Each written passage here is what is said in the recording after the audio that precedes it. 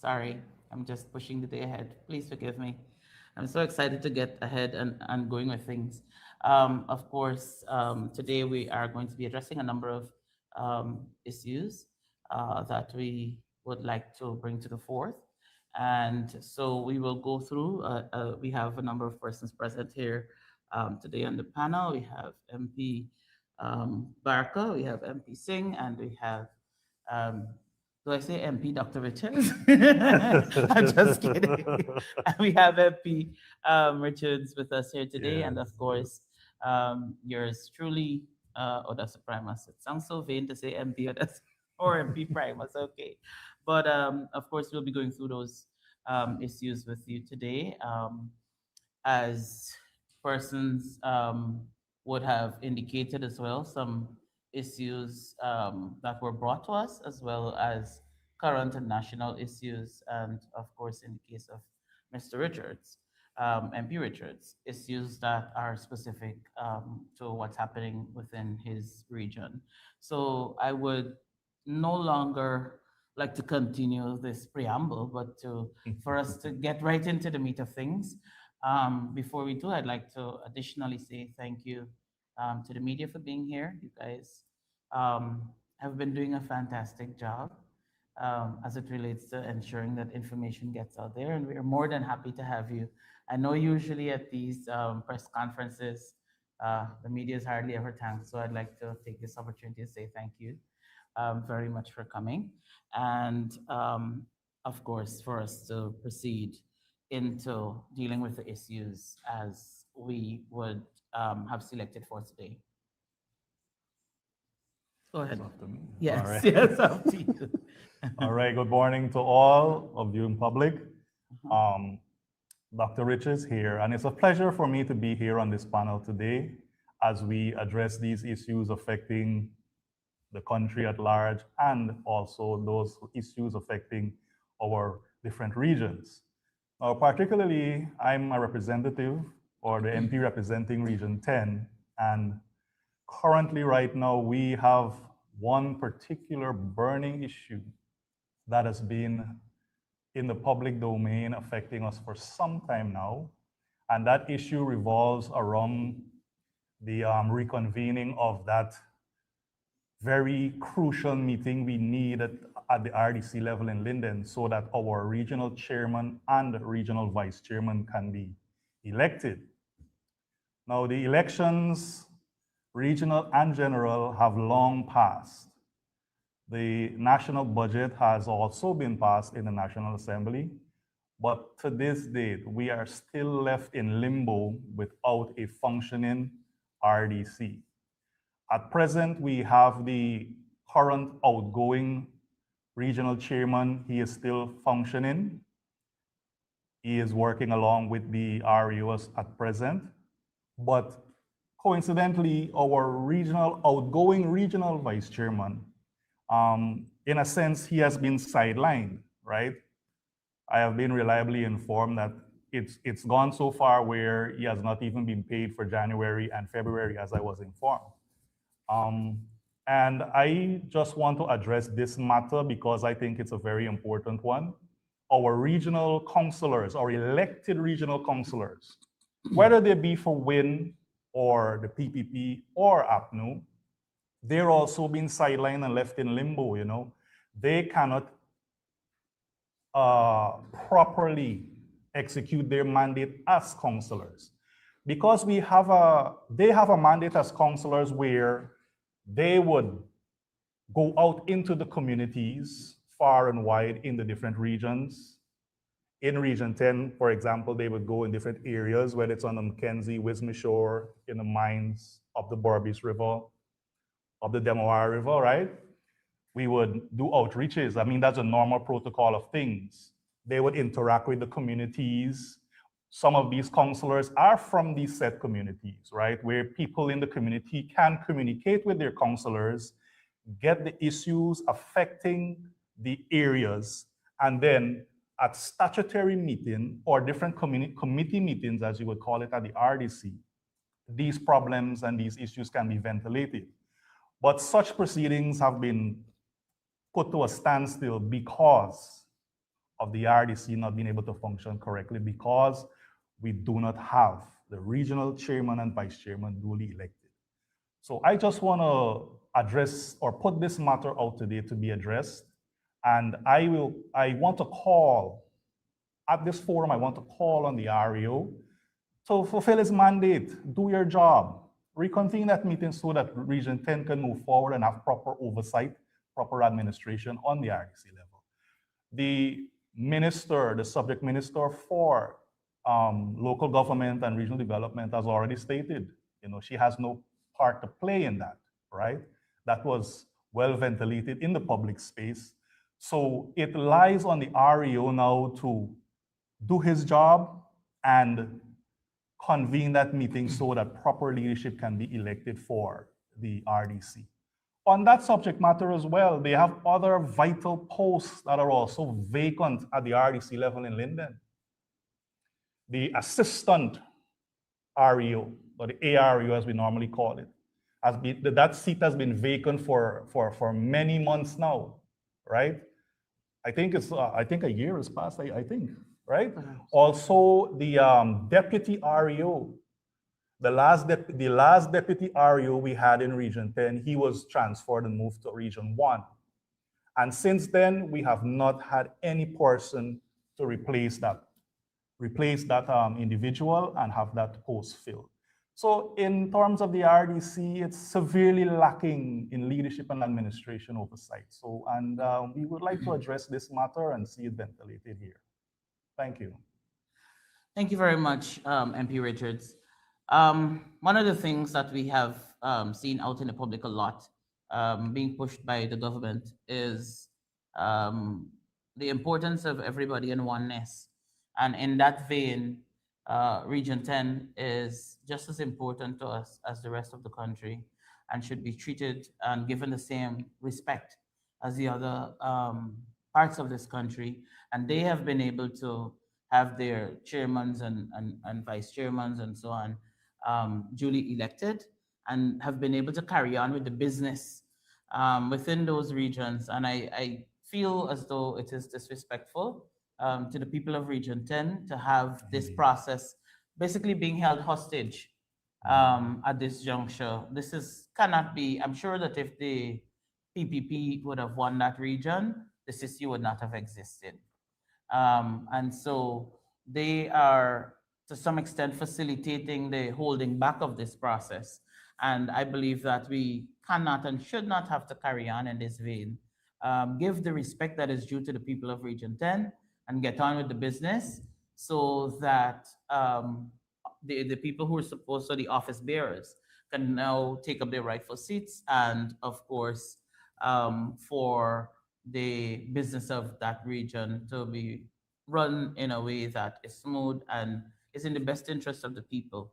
At the end of the day, as I'm sure you would agree with me, MP Richards, the business of the people is what is most important. Indeed. And if that is affected, it therefore means that not just Region 10 is affected, but all of us are affected by the fact that the region is unable to move forward, that people over there have to suffer basically because of the lack of willingness to ensure that the process is properly executed.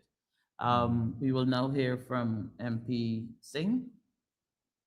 Thank you. That's a pleasant morning, everyone. Members of the media, thank you for being here. This morning, I want to address two urgent matters that raise serious questions about the value that we believe the PPP government places on human dignity and safety of the people in our country. The first issue is the worst treatment of the Guyanese workers at the Chinese-owned mining company, Zhejiang Mining, that's at Aurora Gold Mines. And we believe that the matters raised by the employees from that company deserves immediate national attention, accountability, and action from the relevant authorities or agencies who are responsible for ensuring that our Guyanese workers, our people, are treated as they should. And the second issue is the tragic death of the two little angels, Tiana D. Court and Jaden D. Court. And I want to address how the PPP government is failing again to protect the people of this country, failing to protect our children. Because I'm sure that we have all seen, only after these two lives were lost, that whether it is the government or the contractor, it all comes down to instructions passed by the PPP government. They have now gone and put up some sort of barricade around that area. And this is exactly what we mean when we speak about how this government is more reactive than they are proactive. So on February 24th, 2026, that's this year, recently, we would have seen a video posted by the leader of the opposition, Mr. Aljuddin Mohammed, and that video was posted on his social media page, and I believe also on the We Invest in Nationhood social platform of employees from the Zhejiang Mining Company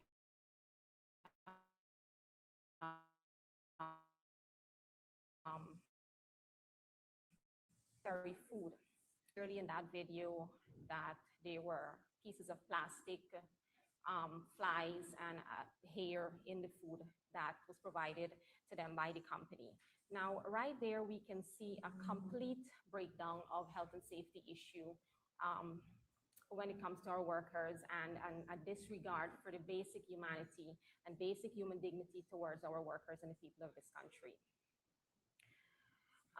We all know if most, if not all of the workers who work in these mining operations are individuals who leave their homes miles and miles away, to go and work there to provide a living for their family, a comfortable life. And because of the locations of these companies, you know, in the remote interior locations, it is very difficult for the workers to take their own food or find food and accommodation in there. And most times what happens is that the companies provide the food and accommodations for the workers. And I could be wrong, but I am assuming that accommodation and food forms part of the compensation package for these workers, because we all know the Chinese don't do anything for free or give us anything for free. We have been into the little shops in Regent Street and we see nothing is free from the Chinese, right? So it is for this reason that, you know, workers, because they're unable to provide their own food, it is for this reason that workers at Zhejiang Mining should not have to choose between going hungry or eating contaminated food, which poses many, many health risks for them. According to publicly financial disclosures, which were issued in August 2025, sorry. It was said that Zhejiang Mining earned over $200 million in the first 6 months of 2025 alone from Aurora Gold Mines. And yet our workers responsible for generating that revenue for that company have to deal with contaminated food, unsafe work conditions, inhumane treatment. We have also had complaints from the workers there of having to work in flooded work site. We have had complaints that there are no toilet facilities at the work sites. Employees are forced to find alternative measures when they want to relieve themselves. And when they speak about alternative measures, it's literally finding some corner to relieve themselves. There are absolutely no toilets. So it is wholly unacceptable for our government to allow these foreign companies to exploit our natural resources while these companies are treating our workers like second-class citizens. About the matter, the video that was released by the leader of the opposition on February 24th, I have written to the Minister of Labor and Manpower Planning, outlining the injustices to our people. I have also requested from him a copy of any report, if an investigation was done, any report stemming from that investigation, because I believe in transparency. However, to date, I have not received a reply from him. I do not anticipate, honestly, I do not anticipate a response from him. However, we were chosen to represent the people, and it is my responsibility to request that report. If an investigation was not done, we are calling on the minister to immediately intervene at Aurora Gold Mines, a full investigation into the camp conditions, food safety, and labor practices. We are asking for enforcement of the existing labor laws.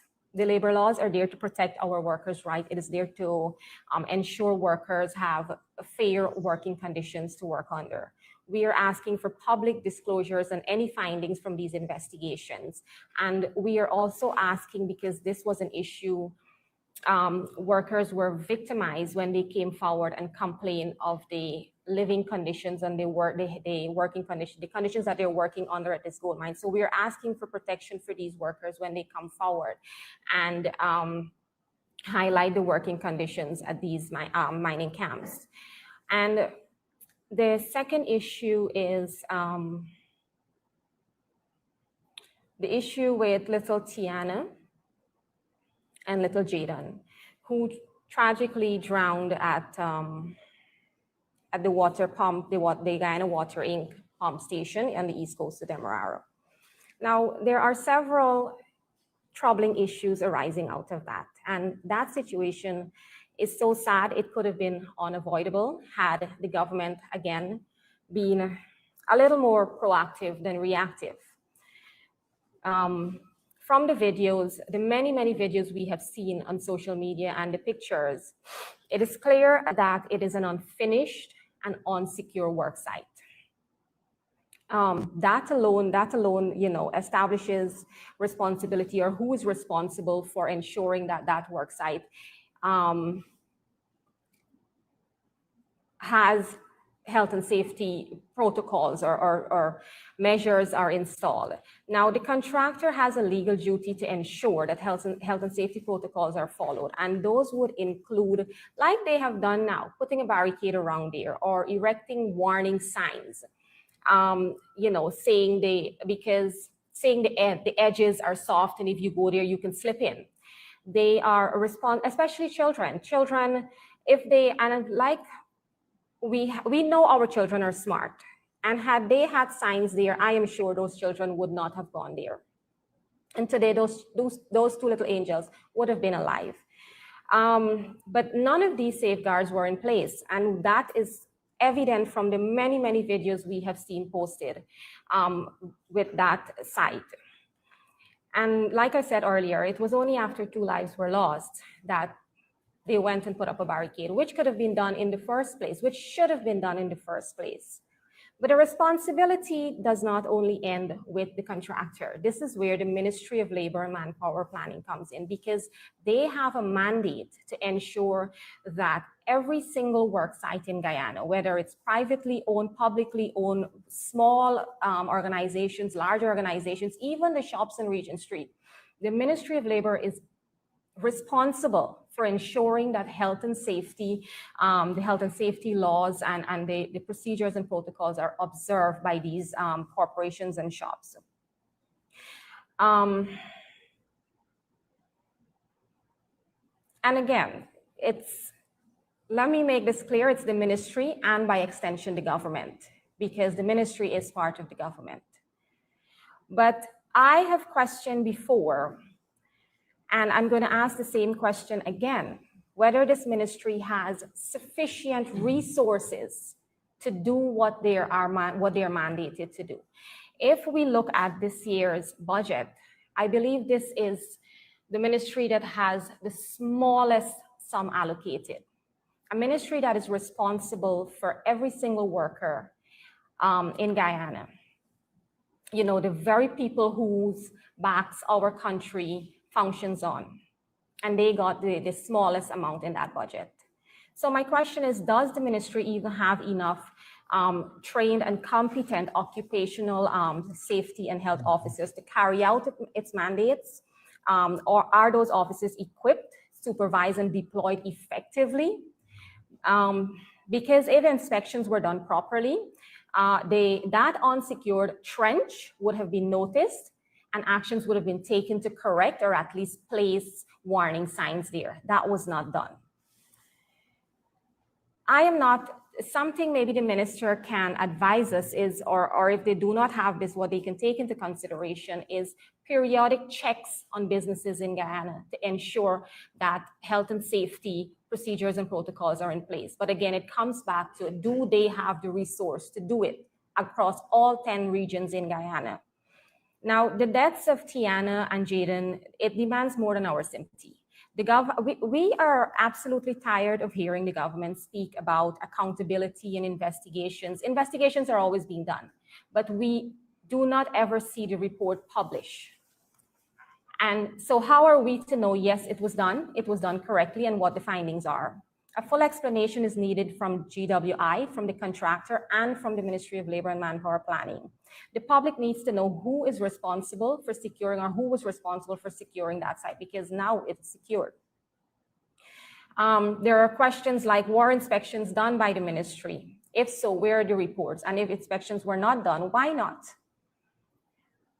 There is the other question of the contractor and the contract for that work site there. Is that contract overdue, like many other works, public works being done in Guyana? And if it's overdue, when is it scheduled to be completed?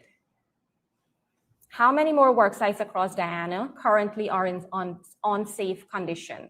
The PPPC government needs to do better for the people of Guyana. They need to do better for our children. And I believe the people of Guyana needs to wake up and see, because it is absolutely blatant out there that the PPPC government does not care about anybody except themselves. It is always only what benefits them and their friends and family and favorite. That's what gets done. Projects that enrich the lives of the average man on the street, it is left lagging. So I am calling on the Ministry of Labor and Manpower Planning, on the government, to do better by the people. More health and safety checks needs to be done. And you know, we cannot sit, or we should not sit and wait for another tragedy to happen until these things are done. So speaking about being reactive than proactive, the entire government system needs to stop being, reactive. They need to get up and start doing the jobs, doing what the taxpayers are paying them to do. And they need to stop waiting on the leader of the opposition, Mr. Azruddin Mohammed, to go out there and point out issues and tell them how to do their jobs before they get it done. Thank you. Thank you very much, MP Nandrani Singh. Also, the report that was mentioned by the MP will be requested formally by question to the Parliament of said minister. Thank you very much again. So again, I would like to reiterate the fact that we've got to move from being a reactive to a proactive country as a whole, and in this case, the government, because it begs the question of which other pump stations or sites or other places that may be unsafe to whether it's children or adults that are not protected, that do not have sufficient signage around the areas to indicate same. So we cannot continue to wait until lives are lost or people are seriously injured before we get into the ensuring that we do the right thing. And for those who might be wondering why I have my phone, so I have my information and so on my phone, and I'm making notes here. Some people choose to use their computers and their laptops and so on, but I'm very comfortable with my phone. So if we may, at this point, go to the next speaker, and that would be MP Parker. Pleasant good morning to all our viewers. I wish to start by saying education is the most powerful weapon which you can use to change the world. Nelson Mandela. Education must always be a space of safety, dignity, fairness, and opportunity. When systems designed to protect students, support educators, and serve communities begin to falter, it becomes the responsibility of leaders and public officials to speak out and demand accountability. It is within this context that I raise several pressing concerns affecting the integrity of our education system, the welfare of students, the quality of governance and public services within Region 3.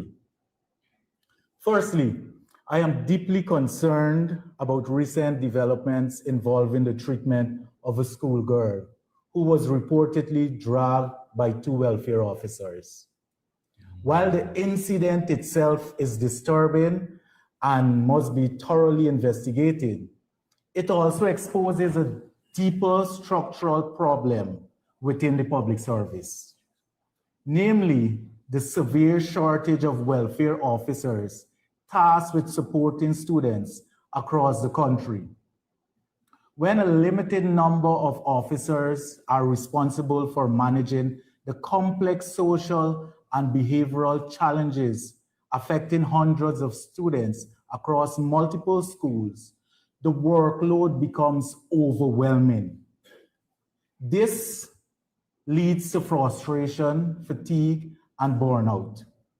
While inappropriate conduct can never be justified, the reality is that an overburdened welfare system places immense strain on officers who are expected to respond to crises within limited institutional support. Strengthening the number of welfare officers in the public service is therefore essential to ensure that both officers and students receive the support they deserve. This concern is further compounded by the limited counseling capacity within Region 3. The Department of Education reportedly has only 2 guidance and counseling officers to serve the entire region at the education office. 2 officers cannot reasonably address the growing numbers of cases involving bullying, behavioral challenges, mental health concerns, and family-related trauma affecting students across dozens of schools. If we are serious about safeguarding students, we must invest in a stronger network of counselors, welfare officers, and social support professionals. Another important matter that requires urgent attention is the need for the Ministry of Education to clearly define bullying within the school system. International research consistently identifies 3 key elements of bullying: repeated behavior, intentional harm, and a power imbalance between the aggressor and the victim. At present, there appears to be confusion among parents and students regarding what constitutes bullying. I have received numerous complaints from both parents and teachers who report that every instance of aggression or conflict is being labeled as bullying, even when it may involve isolated disputes or mutual disagreements between students. This lack of clarity can lead to inconsistent disciplinary responses and unnecessary escalation of minor incidents. The ministry, therefore, should establish a clear national framework that categorizes the various forms of bullying, such as physical, verbal, social, and cyberbullying. And they should outline levels of reprimand or intervention for each category. Such a framework would help teachers, parents, and students distinguish between general student conflict and genuine bullying, ensuring that serious cases receive the attention they deserve. Another pressing national issue is the persistent shortage of special education needs teachers and trained specialists across Guyana. Inclusive education requires properly trained professionals who can support students with dyslexia, autism spectrum disorders, ADHD, intellectual disabilities, and other developmental challenges. In many cases, teachers in mainstream classrooms are left to manage these complex needs without adequate training or institutional support. Now, ideally, special education settings should maintain a teacher to student ratio of approximately 10:1, supported by a teacher aide, ensuring that learners receive the individual attention required to succeed. However, such ratios must be determined by the level and type of disabilities of the learners, as some students require far more intensive supervision and specialized intervention. I have also received information indicating that a new YAS school is currently accommodating only about 30 learners, and that the children must leave the program after reaching the age of 7 years. This raises serious questions about where these children transition to afterwards, and whether adequate specialized services exist to support them as they grow older. Compounding this challenge is the fact that many other SEND spaces and schools across the country face a severe shortage of trained specialists, including special education teachers, therapists, and behavioral support professionals. Without urgent investment in specialized personnel and expanded services, many vulnerable children risk being left without the consistent support required for their development and inclusion within the education system. Additionally, I wish to highlight the ongoing concern affecting part-time lecturers at Sarasota College of Education. These lecturers play a crucial role in preparing the next generation of teachers. Yet many of them report waiting several months before receiving payments for services already rendered.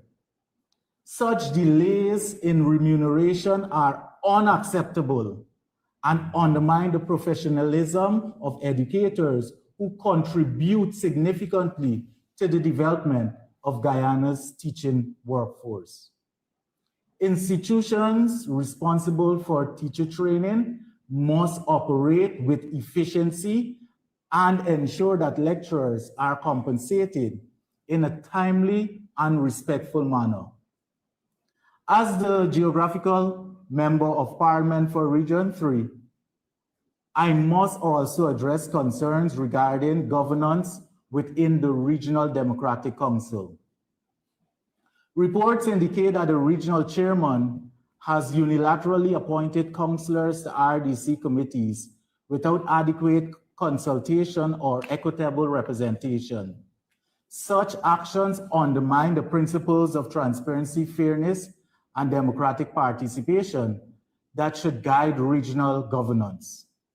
Committees must reflect inclusivity and respect the role of all elected councillors.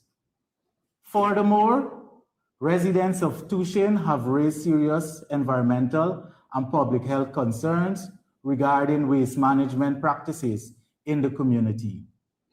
Through reports brought to my attention and videos shared on Facebook and TikTok platforms, residents allege that refuse collected along the Tushin public road is being transported and dumped in front of the homes of residents in Tushin Back area. This practice is unacceptable. Waste management must never involve relocating refuse from one community only to burden another.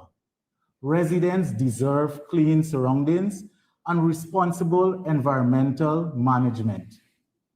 Taken together, these issues, the troubling welfare incident involving a schoolgirl, the shortage of counselors and welfare officers, the need for a clear Boolean framework, the lack of SEM teachers, delayed payment for CPC lecturers, governance concerns within the RDC, and improper refuse disposal affecting residents of Tushin highlight systemic weaknesses that must be addressed with urgency.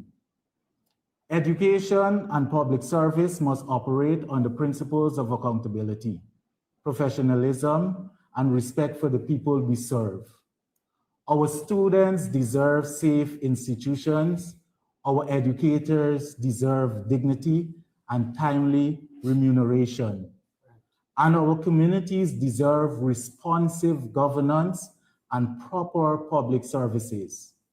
With that said, I wish to reaffirm that I remain committed to advocating for transparency, fairness, and the strengthening of systems that protect our students, support our educators, and uplift our communities.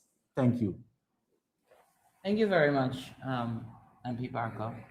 One of the things I would like to add, especially as it relates to welfare officers, is that a degree should not be all that qualifies you to be able to get the job.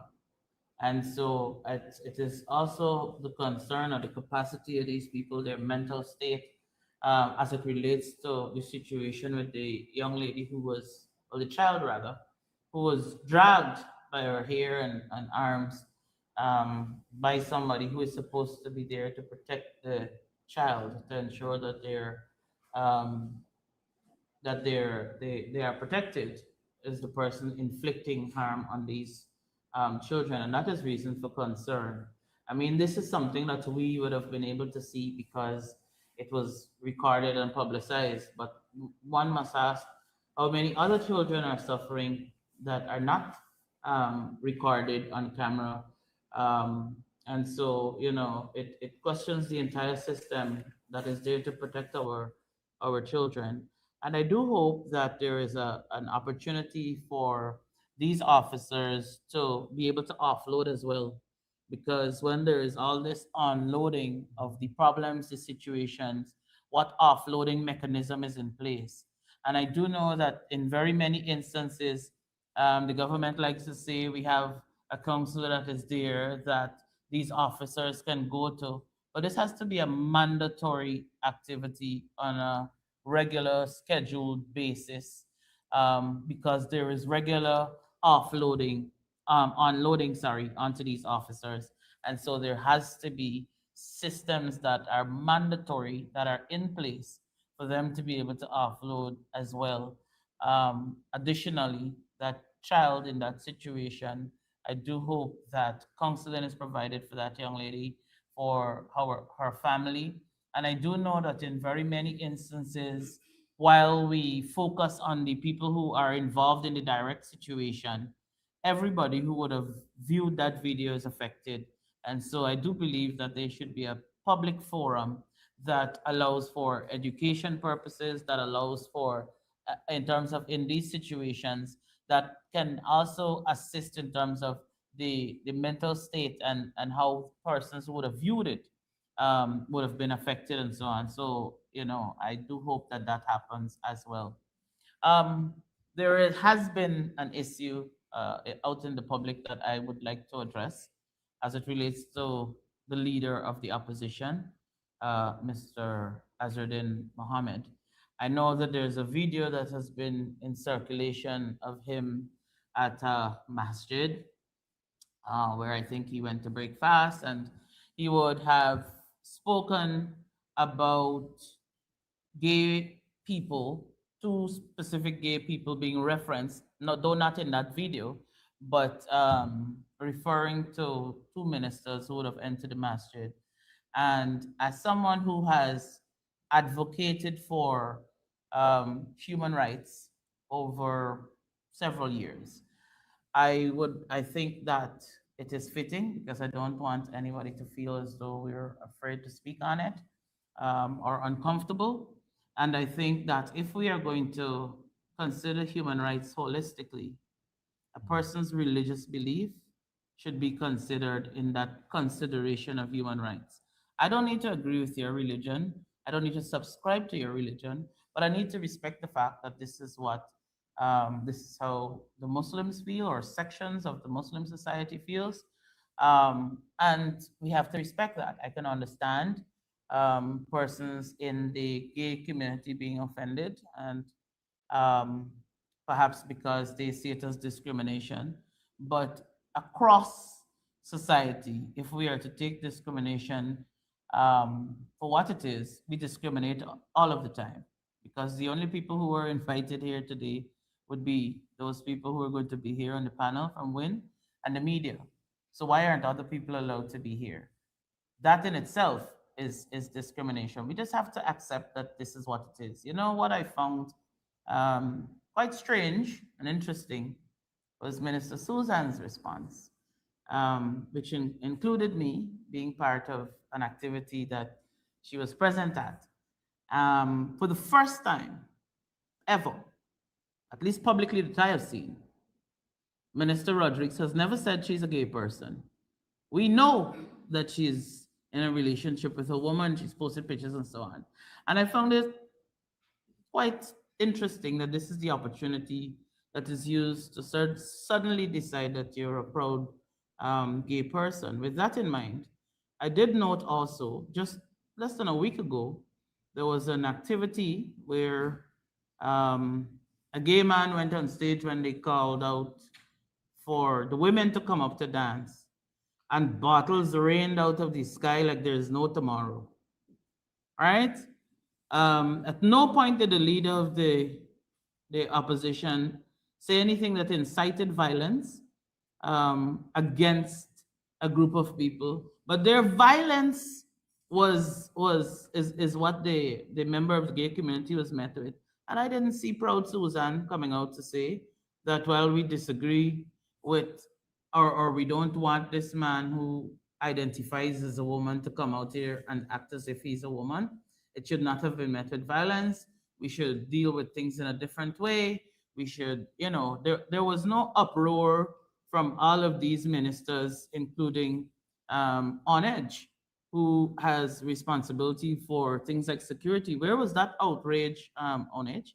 Where was that post? But because it involves the leader of the opposition, and you, as a party, have a personal problem with him, then you use the gay community and their rights and so on to now suddenly have a voice.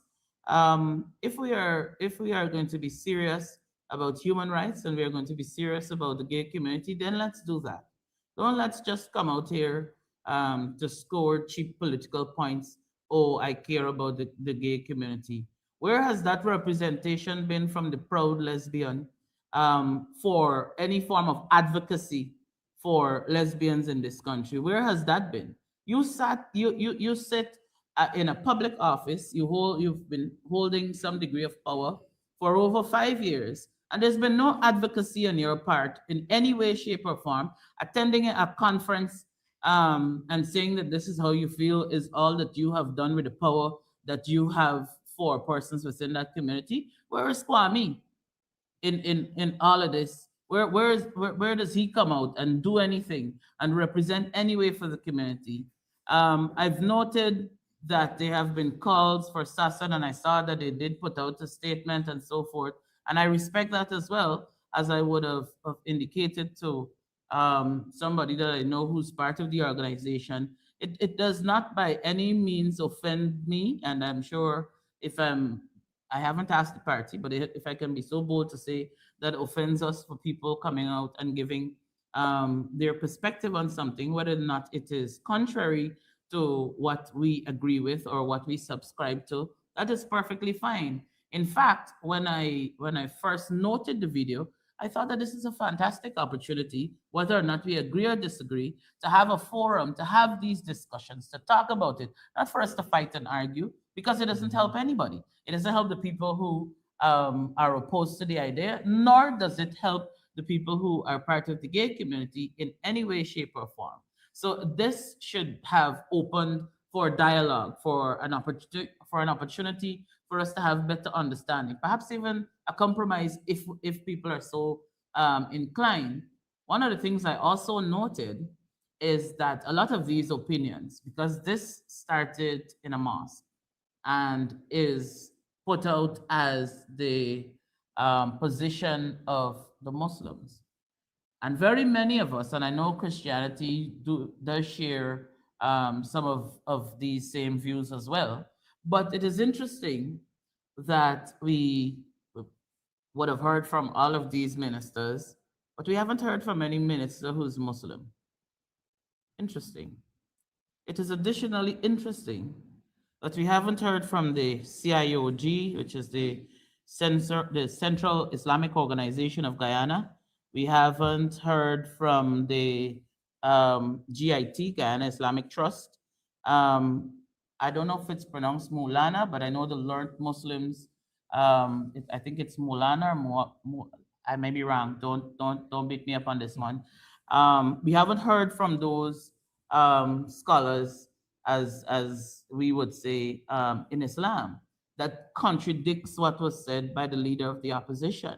Now, my thing is, and I did note that someone said, perhaps Azadin is homophobic, and I found that to be a sad statement to make, because that same cross-dressing homosexual called me and attended a meeting before we even formed the party with the leader of the opposition, who sat there and listened to him and another cross-dressing individual. So for you to say that a man would sit down to meet with you, to listen to your concerns, and then the next day describe him as being homophobic, it's a sad state. It's either we having a candid discussion that is clear and that is reasonable, or we are not.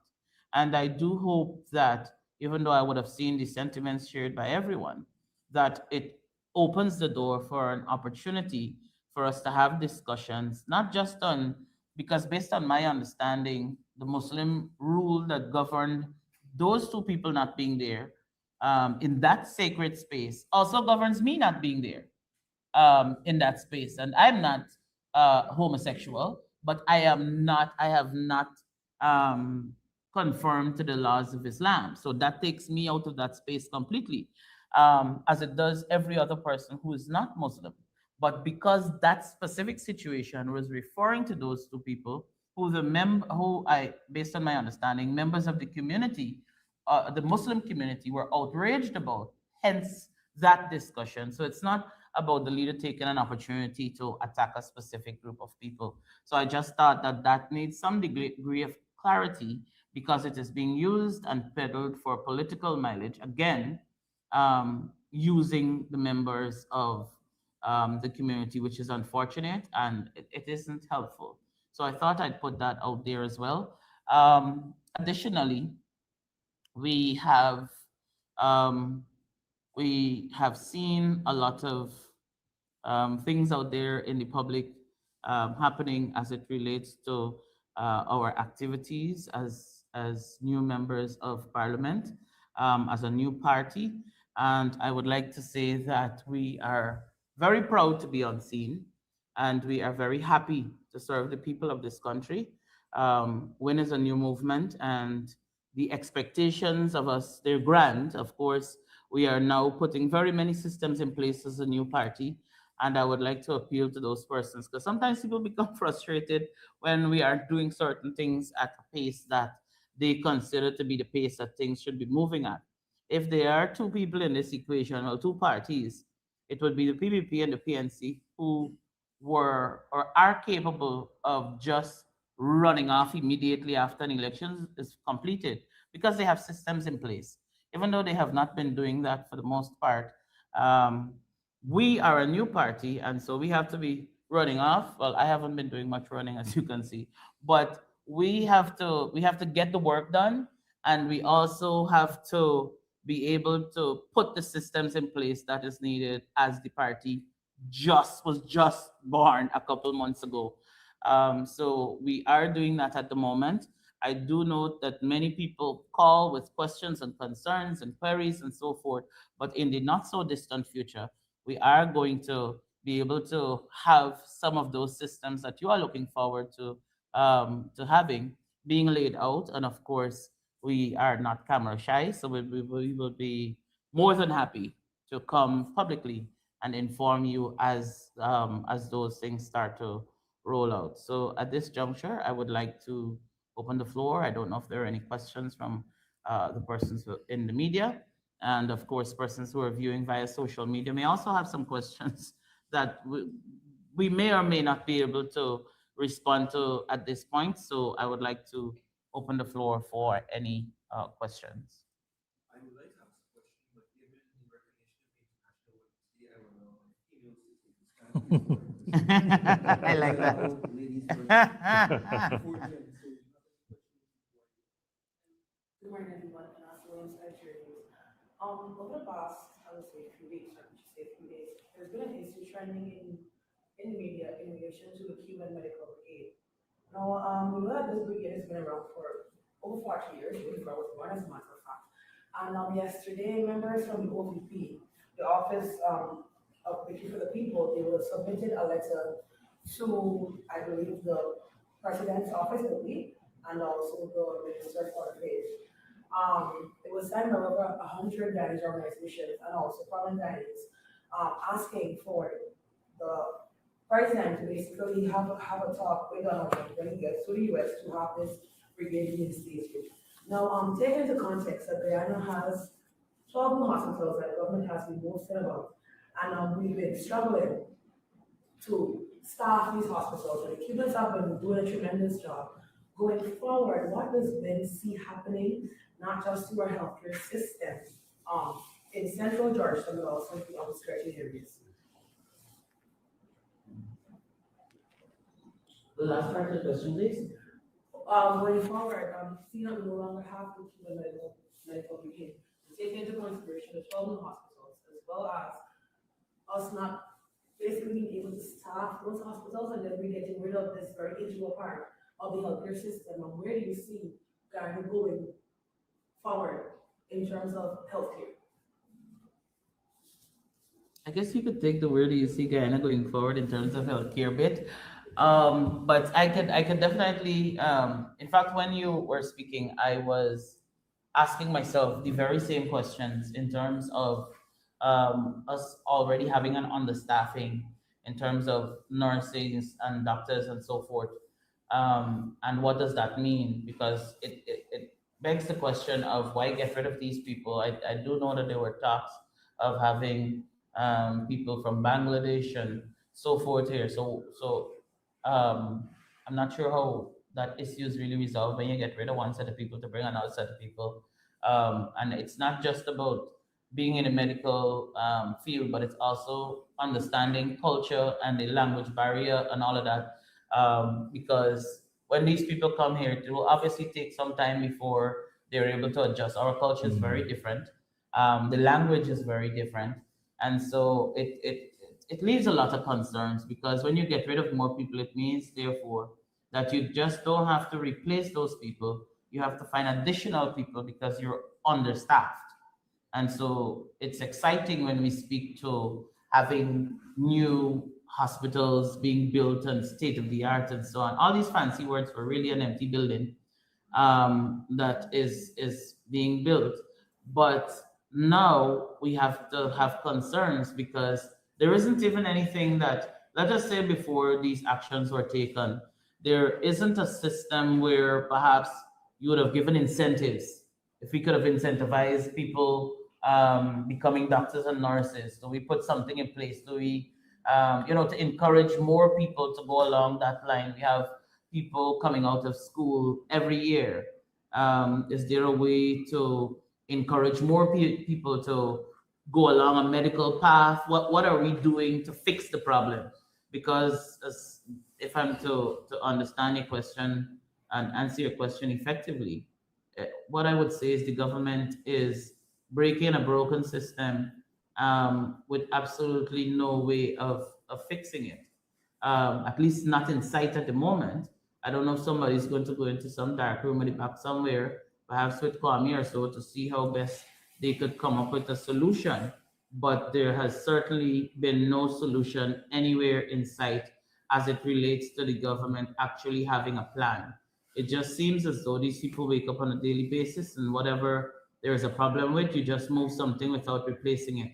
So it is troubling to say the very least. In fact, that might be a very mild way of putting it in terms of the position taken by the government. If you can tell us where would be the way going forward in terms of this government, Dr. Richards, you could be very helpful in that regard because I'm unable to see how we're going forward. Well, in that regard, staffing is always a problem, and it just adds fuel to the fire, in my opinion, when it comes to the issue with the Cuban Medical Brigade. They've been in Guyana for many years. They've done wonderful works in the healthcare system. Now a gap has been created, and the government has to find a way to fill that gap, right? Um, but I personally believe it's going to put a certain strain on the healthcare system even further to what we already have to deal with. When you look at the lack of specialists and all of these things. And I asked that question in Parliament when we were doing the question of the estimates, and I asked about that, about the specialists and these hospitals being built. Why is it that you're still having people transfer to GPHC, right? That was another issue. And the minister's response was, well, you have some specialists referred to as super specialists. Oh man. And those are the ones that will be rotating and visiting among hospitals, where on the other side you have some what we call the other specialities that will be stationed at those hospitals, right? For example, in A&E, accident and emergency, a cardiologist or whatever, they will be stationed there. But as it is right now, you don't have such specialty stationed at these new hospitals. In Linden, we don't even have a nephrologist that's there. I think just last week we had the urologist came there. I think there's probably one of the super specialists you're talking about, because they come every Friday, once a month, every Friday, right? Wow. So you see the gap is being created because a lot of those doctors on the Cuban Brigade, they're specialized, right? So they have to find a way to fill that. And I can assure the general public that WIN is going to be on the back to ensure that we monitor this process, to ensure that we keep the people up to date as to what is going on with their healthcare, to have the government fill that gap. It must be filled. Our people need proper healthcare. It's far too long. Even in Linden, there was an incident a few weeks ago where a young man was hit by a vehicle, right? He was in a vehicle accident, right? It was a touch and go. Well, it wasn't hit and run, but the guy with his life touch and go. And when they called Georgetown to have him transferred, I was reliably informed that Georgetown told him, no, you can't bring him because we don't have a bed available. The guy died, right? So situations like our people do not have to die, but because of simple things like these, right? So staffing is a burning issue in the healthcare system right now. And one of the things that causes this shortage of staffing too, because I remember a few years ago, I think it's in 2006, that's when I also left to go study my bachelor's degree. There was a major undertaking by the PPP government administration at that time where they trained over 300 and something doctors, I think, or close to 300 doctors were trained. What happened to those doctors today? How much or how many of them were leveled up to specialties from their general practice? How many of them are still in our system to this day? It's a question to be asked. Because I personally know many of them who've gotten tired after they served their contractual agreement of 5 years. They just left, they vanished. You don't know where they went. And these were people who worked for that 5 years. They garnered all the experience. They know the system well. And then they just left and they faded out. Many of them went to greener pastures. And some of them who left are in other countries in their healthcare system in top positions. Because they have, they got the chance, they become specialized, and then, you got the Guyanese somewhere around the world in a hospital, somewhere in a country in Africa, running the whole hospital. But we here are still struggling with healthcare. And one of the things I feel that pushes that too is what MP Primus said about the incentivizing to raise the morale of your staff. Salaries is a big problem, right? If potentially, and if the government are, if they're looking, well, I'm sure they're looking, right? They definitely. Yeah, right? A potential way forward, healthcare workers should be given a free plot of land, a 50 by 100, free of charge. Take some of the burden off of the backs of our people, right? MP Gord, MP Bark, we could spread that over to education to the teachers Yes, as well. definitely. A free plot of Right. land, you know? I'll These be kind of, right. yeah, well, I think big, right? Right. Yeah, so, but that gap with the healthcare workers, the doctors, the specialists, they will have to work to get that gap filled. And we will be right alongside there to ensure that they get that gap filled in any way which we can do that. Mhm. I like the moving on to greener pastures, but I feel as though the government is spraying Zone in our pastures over here, so our grass dying out at a rapid rate. If I may also say that as it relates to going back to the question again, and as we spoke about incentives and so on, I'm thinking because when we bring doctors here from other countries, we provide them with housing, Yes. we provide them with they have different allowances and so Yes. forth, and then in some cases they are paid more. And so my thing is that says to me that we can pay our people more because they live in here. You don't have to provide housing and so on. Give the people the money and stop paying people after they would have had to work so hard to qualify themselves. So invest so much money into qualifying themselves, only to be paid a little pittance, and then the stress and burden of, let us say, Georgetown Public Hospital. It is not easy at all. When you walk into that place, it is very chaotic because you have just a few nurses or doctors on site, and then you have a ton of patients, people bleeding, somebody screaming, somebody get blackout. It's all these things happening, and these just two or three people expected to function effectively in this space. So I am saying pay people proper, decent salaries. Our nurses must be able to take a little vacation or two before the end of the year because you need to have an opportunity to replenish and to things so that you can come back on and be able to offer the best of yourself. We Yeah. cannot get the best of anybody if they have to be working under these conditions and then trying to stretch a dollar to take care of themselves and their families. Dr. Richard, Yes, yes. Anthony the AGE News. Piggybacking on my colleague's question, notably there are a lot of medical officials or personnel who will be trained in Cuba. Do you think that this recent action by the government would hinder the efficiency of many of these medical personnel? Because while there are other institutions like John Hopkins in the US, Cuba would have generated a lot of proficient individuals. So do you foresee that this is going to impact the quality of service delivered in Guyana? Well, in regards to future training, what I know for sure, there is currently bachelor's training right now in Cuba. But seeing as though this is a recent development, we're yet to see how it will Yeah, affect those Mhm. students who are currently training and potentially future training, right? Mhm. We're yet to see how that will play out. Correct. All right, that's a great question. You would, not you, but persons from the Winvest in Nationhood would have recently visited this type of market. We would have seen sums of billions of dollars allocated towards the rehabilitation of municipal markets. What are your thoughts about consent, as Ms. Nanjani spoke to transparency and accountability? What are your thoughts about monies being pumped into rehabilitation of these facilities, and persons have to face these unsanitary conditions such as the cyber market? Anyone can answer. Um, okay, I will. You'll I will take the question. First of all, it really comes down to what we define as rehabilitation, because you cannot paint the front of a building and the back falling apart, and then you tell me about rehabilitation. The minister goes and takes a picture in front of the Stabrook Square and says, "Oh, we have done a lot of work to beautify this area."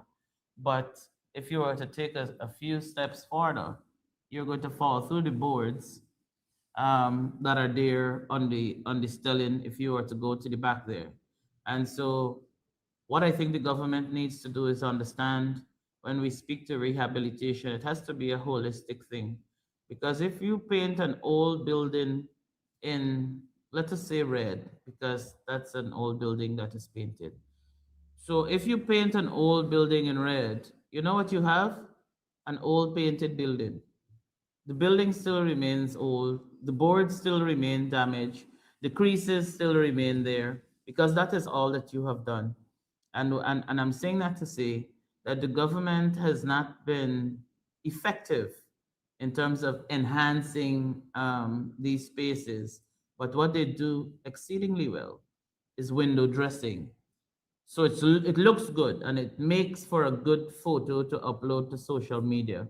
But the reality is they have done nothing but wasted our time. And that says to me that you're not serious about development. You're not serious about preserving our history, as in the case of Stabro, as well as you're not serious about the well-being of those people who have to commute in that area on a daily basis.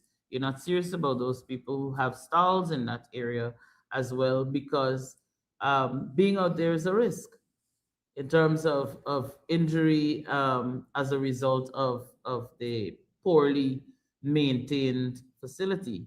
Do we have to wait until a building is falling down completely then to come to say, let us see what we can do? You have to build a whole new building, sir, because you waited until the whole thing falling apart. This is no longer about changing a board. This is about Yes. redoing the entire thing. And that is where we are in this country. And that is why we exist today, because there has to be somebody who actually holds this government accountable. To add to what MP said, Yes. we can say 100% we have seen what this government is about, are quick fixes. And to, like my colleague said, to take some pictures, a quick fix, take some pictures, post it out there to say, oh, we looked at the problem. But then a week, 2 weeks down the line, we're back to square one. It would be claimed by the government that so many billions were spent to fix.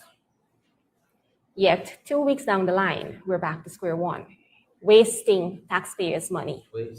We would have heard, I cannot recall the entire speech that the Minister of Local Government gave when she was asked about the monies spent at Stabroek to rehabilitate that market. And she would have claimed, like MP saying, that, oh, you know, we planned to do this.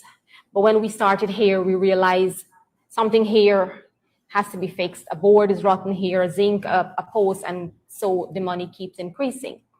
So as a government who claim they're so capable of running this country, if you have noticed that instead of doing these quick fixes or fixing parts here and parts there, and then next 2 weeks you have to go back and do the same thing, why not do the entire project? Apart from that, let's look at the bins that the minister put down in Stabroek. That was a whole photo op going on there with her putting down bins. Yet we're back to square one. Are the bins being emptied on time?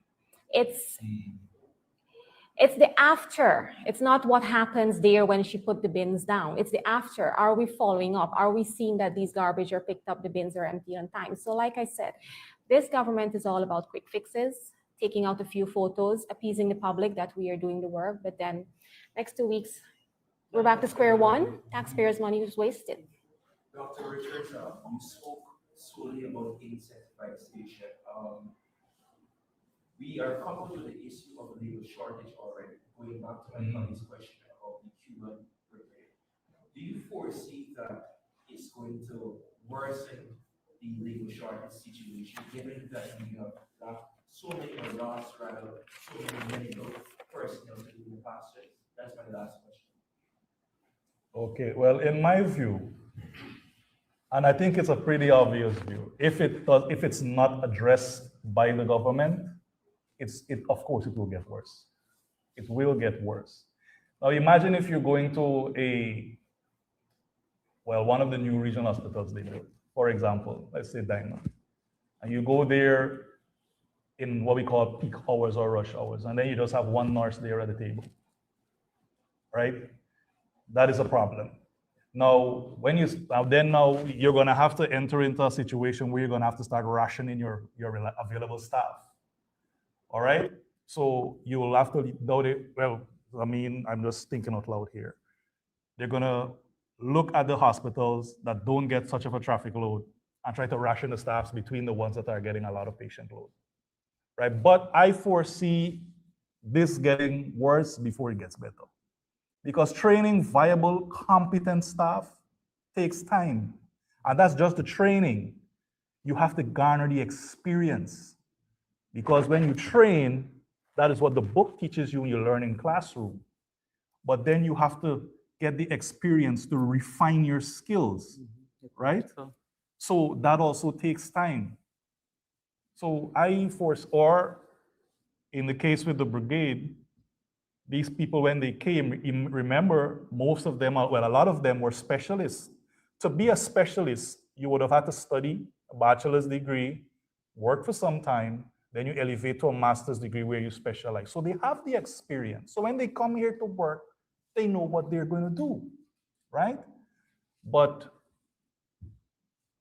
in the hopes of our people getting adequate health care, it's a problem they're going to have to fix as soon as possible, in my opinion.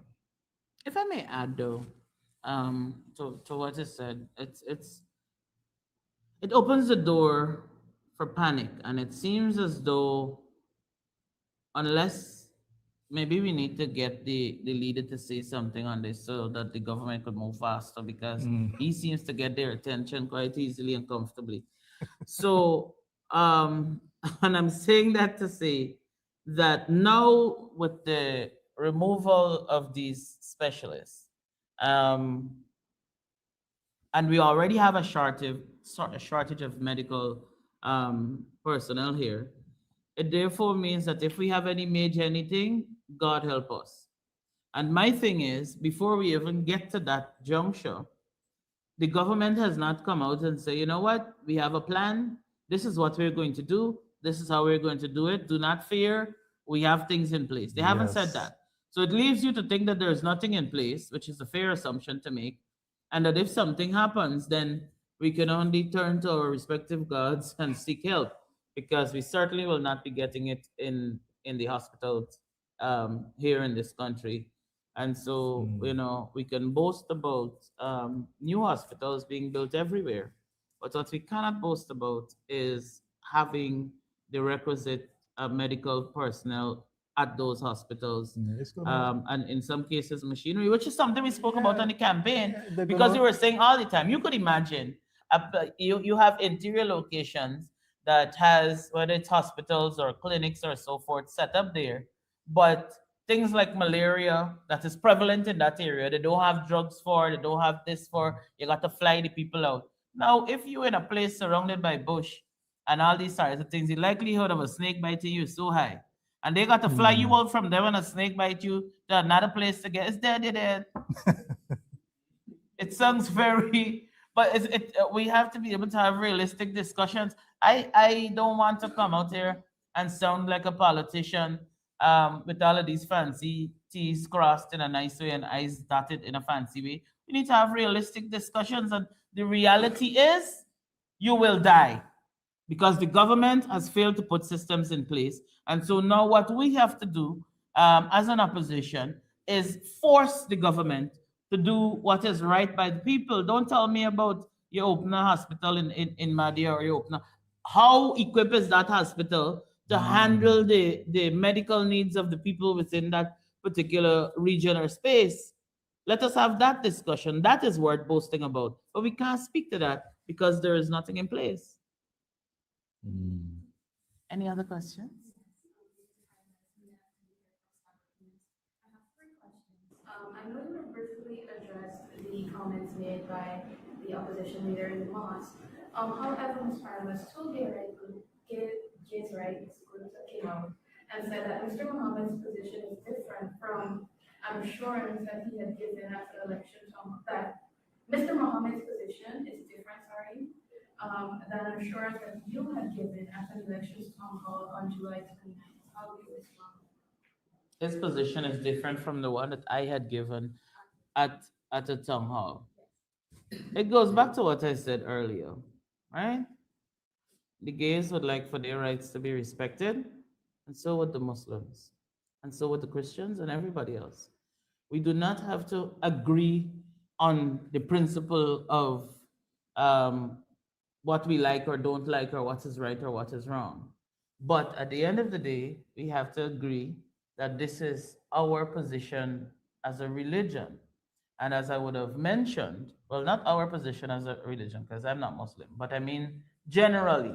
So I don't want that to be taken as me saying something else. But what I'm saying is that we have to be able to respect each other's views. We don't need to agree with it. And that does not by any means mean or indicate or even implicitly or explicitly state that the leader of the opposition has a problem with a particular sector of society, whether you're gay, straight, crooked, or otherwise. It does not have any such indications. And my thing is, if you are forbidden to be in a certain space unless you fit a certain bill based on the religion of a person, then I think that that should be respected. I mean, it is unfortunate, and I would say this because I'm a very candid person, but very many of those people who are complaining or who take umbrage by what was said are not even Muslims. They're not even going there in the first place. So why does it even bother you? Who is the gay Muslim that has spoken out? I haven't heard from any such person. They So don't I'm exist. They saying don't that we're exist. creating a mountain out of a molehill.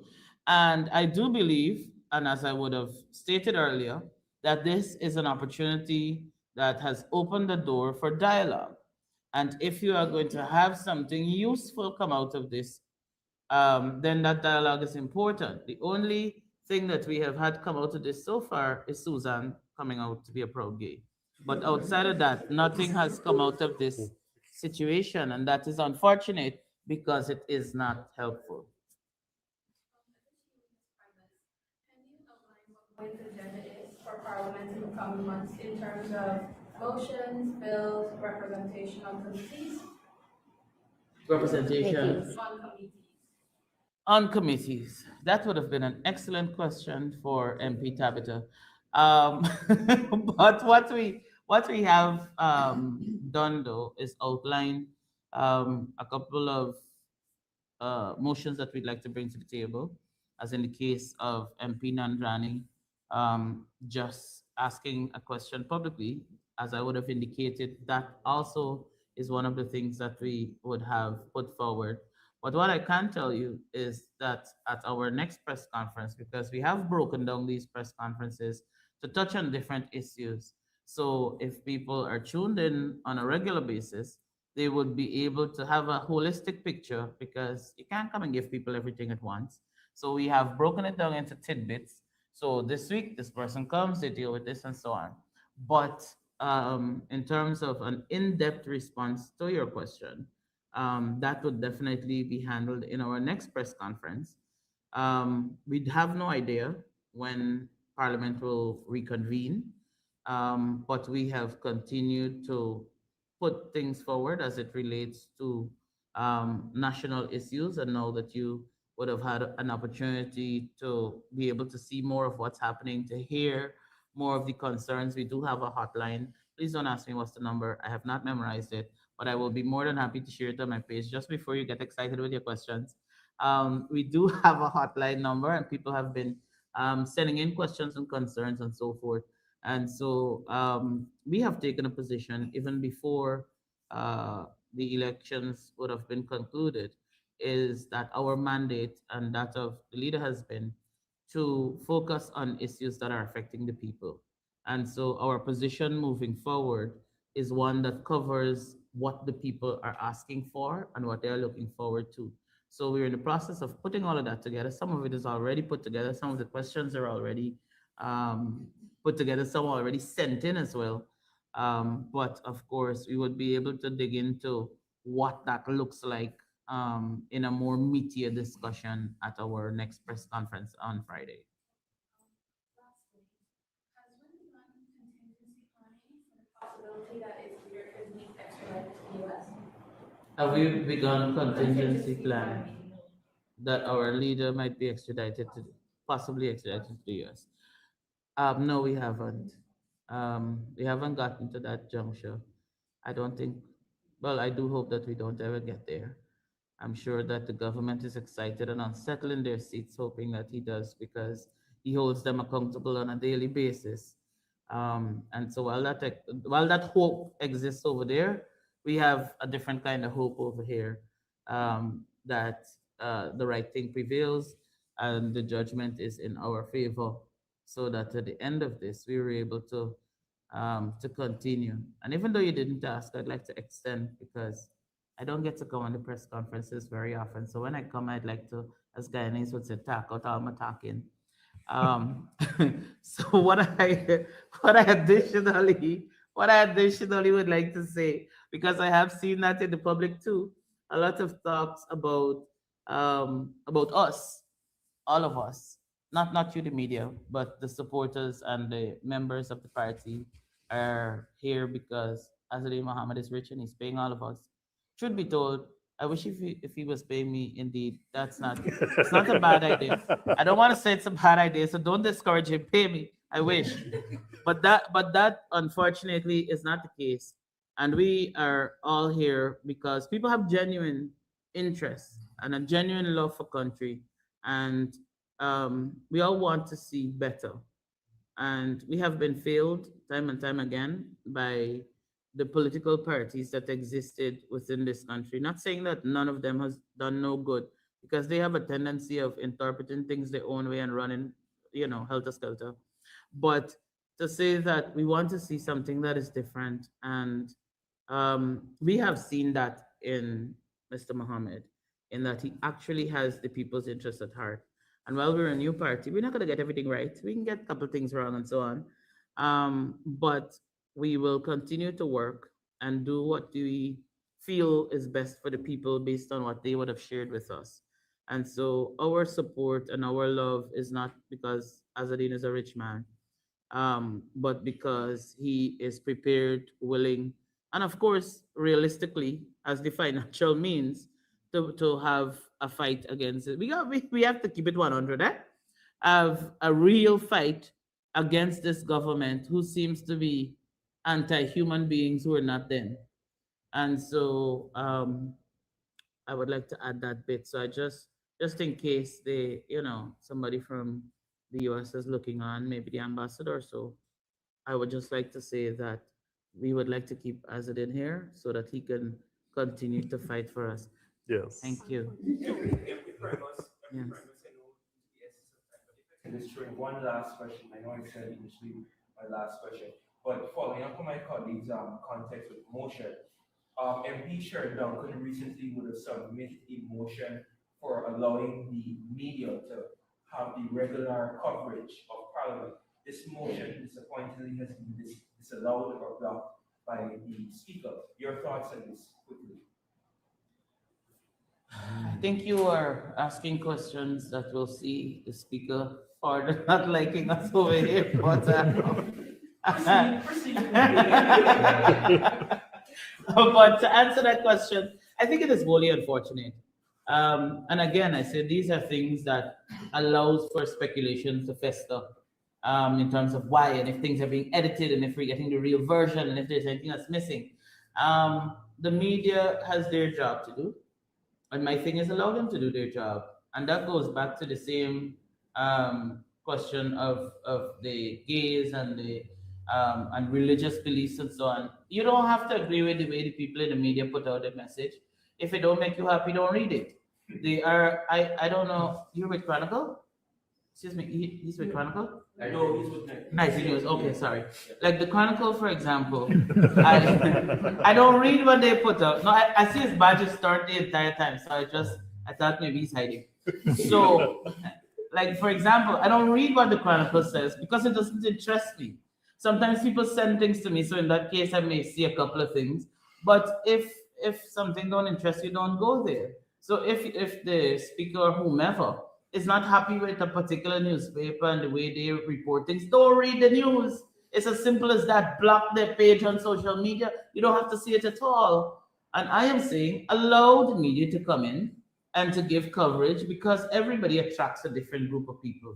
Nightly news people is not kite show news people. They may overlap in some instances, but people got a particular place that they trust and that they go to. Some people want to go to news source. Some people want to be at HGPTV, and so on. So I do not see how allowing the media in can affect the parliament and the ongoings of what happens in there. So I just think it's an unnecessary fight. Like just let the people in for the love of God. Just to add to what MP Odessa said, the government claims they're so transparent. This cannot hurt them in any way. It only would show the public more that they are as transparent as they say they are if they're to allow all the media houses in there.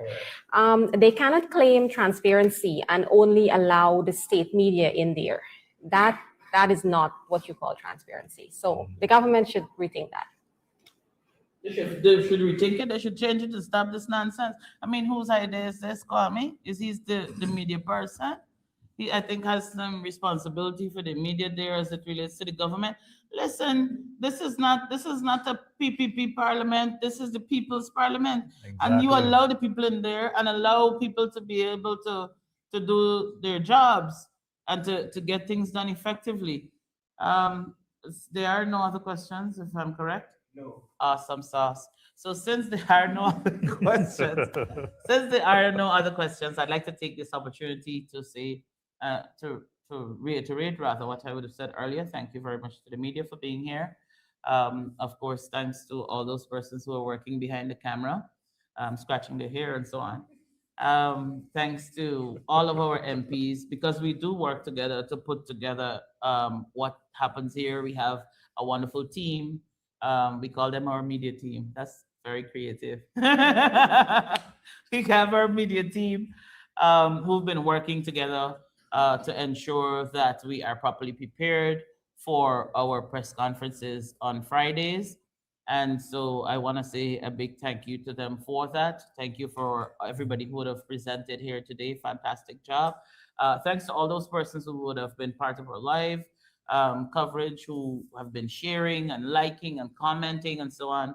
I will try whenever I'm here to be on the page just in case people have questions and so on, so that we can have those questions and concerns and queries addressed in our upcoming meetings. We will be here next Friday again, so we do look forward to seeing all of you, darlings. Do have a splendid rest of the day and who? You see, I had to be prompted. See, it's a good thing they have. So Sunday is International Women's Day. No, I was not guided. I came up with this by myself. Um, Sunday is International Women's Day, and before we leave, I was reminded by my colleague to wish all of our women across this beautiful nation a happy International Women's Day. I do hope you have a fantastic day. As far as I'm concerned, every day is International Women's Day. That's how great and fantastic we are. Are you disagreeing? Oh, no, I agree. Oh, I good. agree. I agree. Just kidding. Just kidding. I agree, but you know they always say men are wrong. So we'd like to extend those greetings. Do remember to be safe, to be careful.